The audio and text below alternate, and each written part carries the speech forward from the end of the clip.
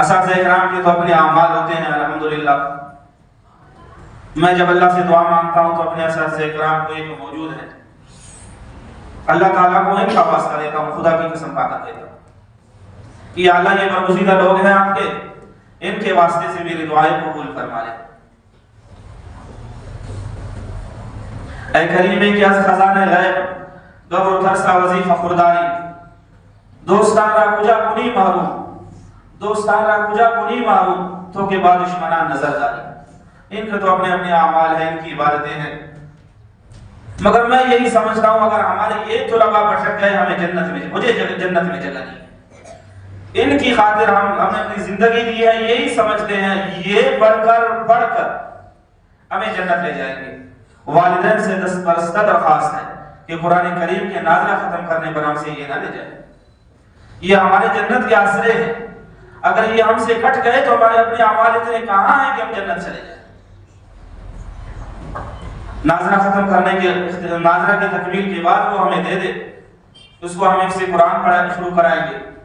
حفظ قرآن اللہ تبارک و تعالیٰ نے اگر قسمت میں رکھی تھی، اس کے بعد پھر شعبہ کتب شروع ہوگا.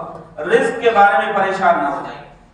اللہ تبارک و تعالیٰ جس کو رزق نہیں دیتا ہے اللہ تعالیٰ اسے زندہ بھی نہیں رکھتا. لن تموت نفس حتی تستکمل رزقا، کوئی آدمی اس وقت تک دنیا سے رخصت نہیں ہوگا جب تک کہ وہ اپنا رزق مکمل نہ کرے.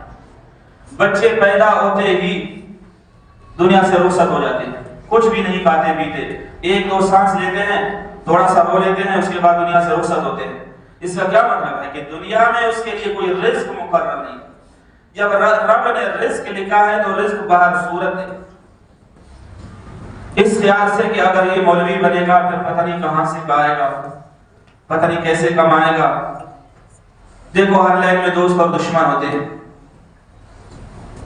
ہم یہ سمجھتے ہیں کہ مولوی بن گیا تو اس کی قدر اور عزت کم ہو جائے گی. مولوی بننے سے عزت اور قدر کم نہیں ہوتی. جو لوگ مولوی کی عزت جانتے ہیں ان سے بڑھ کر، ان کے لیے علماء سے بڑھ کر کوئی عزت کی چیز ہے ہی نہیں.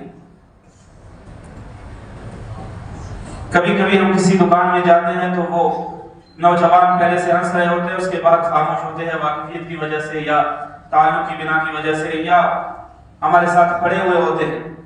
یہ اس وجہ سے نہیں کہ ہم آ گئے ہیں انہوں نے بیزاری کا اظہار کیا، وہ شرم محسوس کرتے ہیں کہ ایسے اچھے لوگوں کے ساتھ ہم کیسے برے انداز میں پیش آ جائیں. علماء طلباء روئے زمین پر اللہ تبارک و تعالیٰ کی مخلوقات میں سے سب سے بہترین مخلوق